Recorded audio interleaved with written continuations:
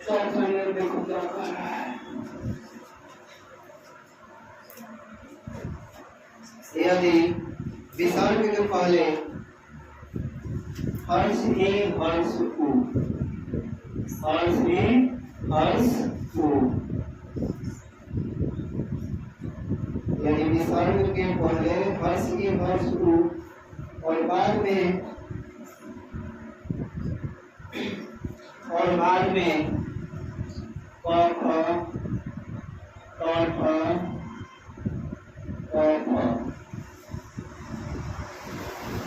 यदि विसर्ग के पहले हर्षी हर्षु और बाद में क ख ट ठ क ख में से कोई वर्ण हो तो, में से कोई वर्ण हो तो विसर्ग का मूर्धन्य हो जाता है। विसर्ग का मूर्धन्य हो जाता है। यदि विसर्ग के पहले हर्षी हर्षु और बाद में क ख ट ठ क ख में से कोई हो तो विसर्ग का मूर्धन्य हो जाता है।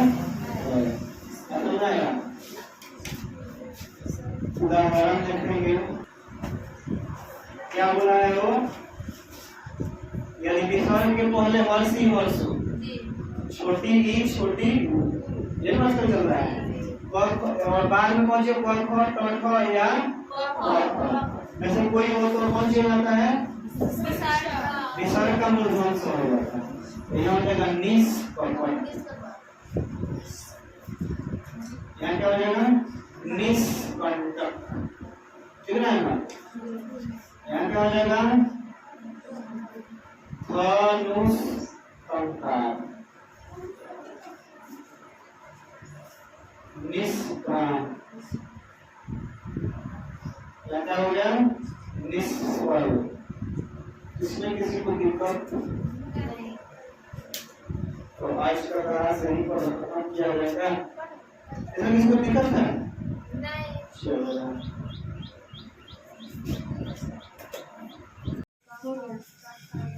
तो चौथा का अपवाद है,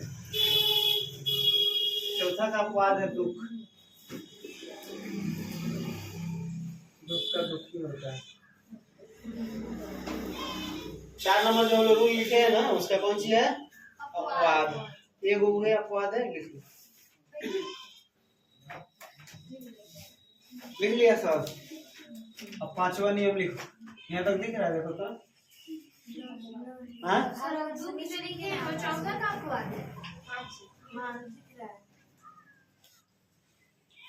ज्यादा ऊपर लिख के चमकेगा नहीं ना।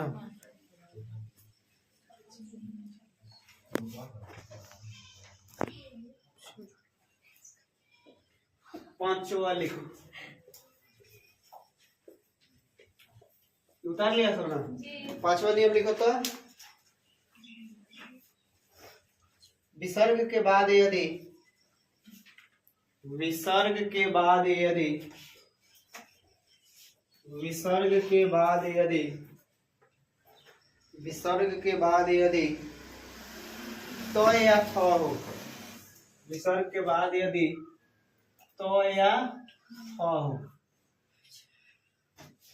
विसर्ग के बाद यदि तो या थ हो तो विसर्ग का दंती स हो जाता है। तो विसर्ग का दंती स हो जाता है। तो विसर्ग का कौन सी हो जाता है, तो विसर्ग का दंती स हो जाता है। तो विसर्ग का दंती स हो जाता है।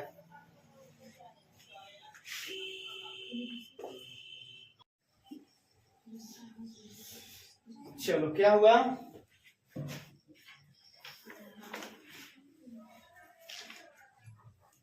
बोला कि विसर्ग के बाद तो या थ हो, ये नहीं बोला गया है जी। विसर्ग के बाद तो या थ हो, ये तो नहीं होगा। विसर्ग के बाद तो या थ दिखना चाहिए था, ये नहीं बोला, देख लेते हैं।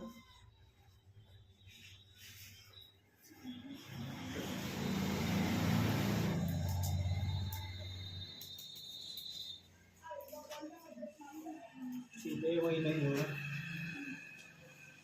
ठीक विसर्ग के बाद यदि तो या थ हो तो विसर्ग का कौन हो जाता है दंती सा।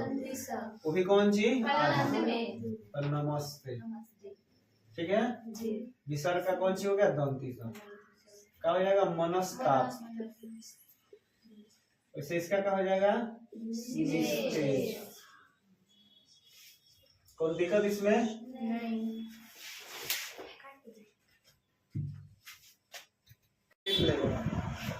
कौन कुछ बोल दिया ओकरा के लेकर रट रहे है बोल रहा है। देखो यदि विसर्ग के बाद छ हो तो, यदि विसर्ग के बाद छ हो तो चर्चा में का, यदि विसर्ग के बाद छ हो तो, यदि विसर्ग के बाद छ हो तो, यदि विसर्ग के बाद छ हो तो, यदि विसर्ग के बाद छ हो तो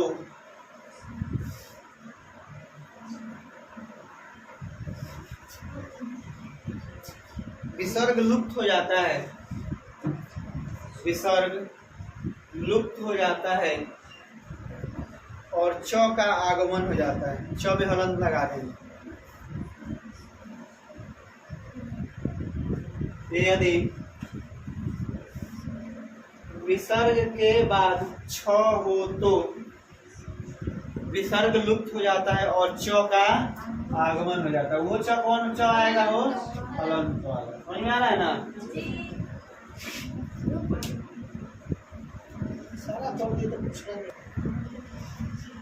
कथी बोला हो विसर्ग हो गया। विसर्ग के बाद कौन सी हो छ। देख लो विसर्ग के बाद छ दिख रहा है, विसर्ग के बाद छ दिख रहा है तो क्या हो जाएगा विसर्ग खत्म हो जाएगा और बदला में आधा च आ जाएगा। क्या हो जाएगा तो सही विसर्ग खत्म हो जाएगा आधा च आ जाएगा। छत्र छाया।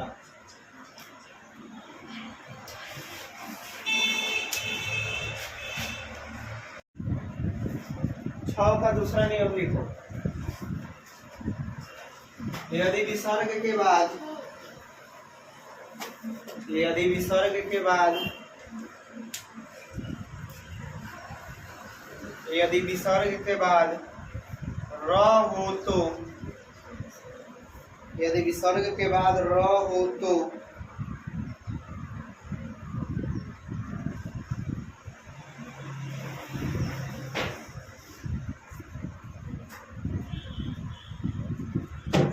हो तो विसर्ग लुप्त हो जाता है, विसर्ग लुप्त हो जाता है और ह्रस्व दीर्घ में बदल जाता है, और ह्रस्व दीर्घ में बदल जाता है। समझ में आया।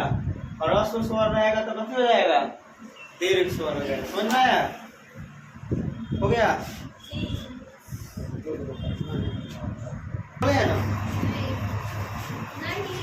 यदि विसर्ग के बाद कौन सी बोले हैं र हो तो विसर्ग लुप्त हो जाता है और विसर्ग के पहले वाला स्वर, सुधार लो, और विसर्ग के पहले वाला स्वर क्या हो जाता है दीर्घ हो जाता है, और विसर्ग के पहले वाला स्वर दीर्घ हो जाता है। तो देखो यहाँ विसर्ग है, विसर्ग के बाद र है तो र के पहले कौन सी है। देख लो यहाँ विसर्ग के पहले क्या है हर्षिका, तो ये क्या हो जाएगा निरोग। ये हो जाएगा सही। फिर न दीर्घई नी है तो न दीर्घई हो जाएगा, न हर्षई है तो न दीर्घई नीरस। ये बोला है। यदि विसर्ग के बाद र हो, समझ आ रहा है, तो विसर्ग का लुप्त हो जाएगा और विसर्ग के पहले वाला जो रहेगा स्वर वर्ण, स्वर वर्ण यानी हर्षुकार दीर्घुकार एकले दोले कुछ भी हो तो कौन सी बदल जाएगा दीर्घ में बदल जाएगा। समझ में आया। यानी और रहेगा तो आ हो जाएगा। समझ में आ रहा है। अगर हर्षी रहेगा तो दीर्घी हो जाएगा, हर्षु रहेगा तो दीर्घु हो जाएगा। समझ आ रहा है बात।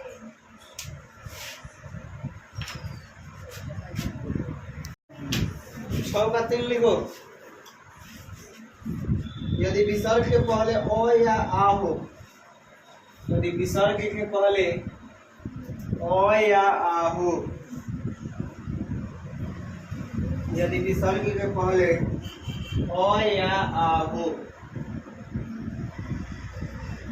यदि विसर्ग के पहले अ या आ हो,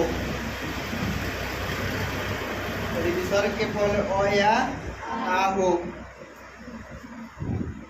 और विसर्ग के बाद कोई भिन्न स्वर हो, और विसर्ग के बाद कोई भिन्न स्वर हो, और विसर्ग के बाद कोई भिन्न स्वर हो,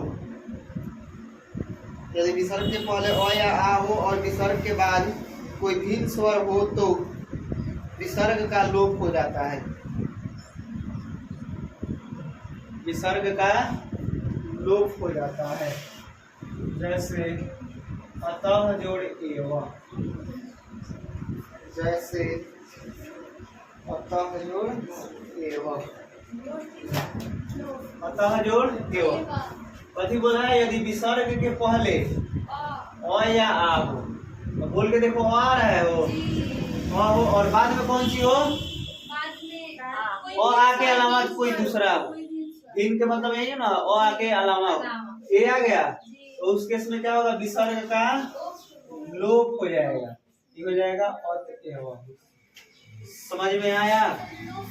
लोप चाहे लुप्त, लोप मैंने खत्म हो जाता है विसर्ग। बस यह बात लिखो। यदि विसर्ग के पूर्व, अगला नंबर, विसर्ग के पूर्व, पूर्व का मतलब पहले, यदि विसर्ग के पूर्व अ हो, यदि विसर्ग के पूर्व अ हो और बाद में क या प हो, और बाद में क या प हो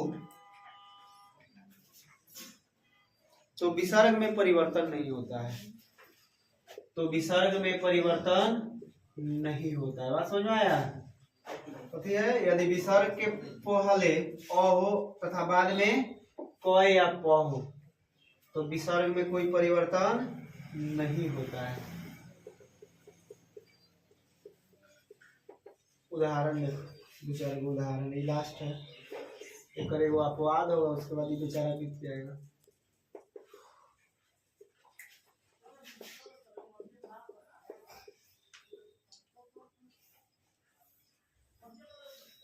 कथी बोले हम? कथी हो जाएगा? विसर्ग का, विसर्ग का,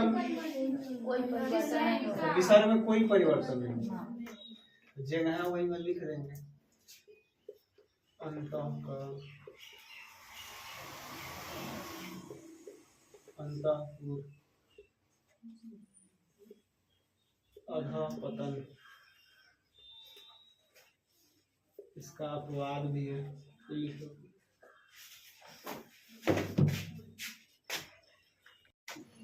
सात नंबर का क्या देख लेते हैं? बोला कि नमः एवं पुरः, अगर नमः और पुरः आ जाएगा तो विसर्ग का क्या हो जाएगा? दंती स्व आ जाएगा। समझ में आ रहा है? तो इसका अपवाद जो होगा नमः हो जाए या पुरः हो जाए, और लास्ट में क्या हो? क या प हो, तो उसका क्या हो जाएगा? दंती स्व हो जाएगा, तो भी हदंत हो जाएगा। नमः जोड़ कार, नमः पुरः जोड़ कार, इसका क्या हो जाएगा? विसर्ग का दंती स्वर नमस्कार हो जाएगा, और इसका क्या हो जाएगा? पुरस्कार, पुरस्कार। इस तरह से आपका संधि समाप्त हो गया। तो बहुत सारा पढ़ना है, लेकिन आपके लिए 12 तक के लिए इतना से गरज एक और दो याद हो तो गरज चल जाएगा।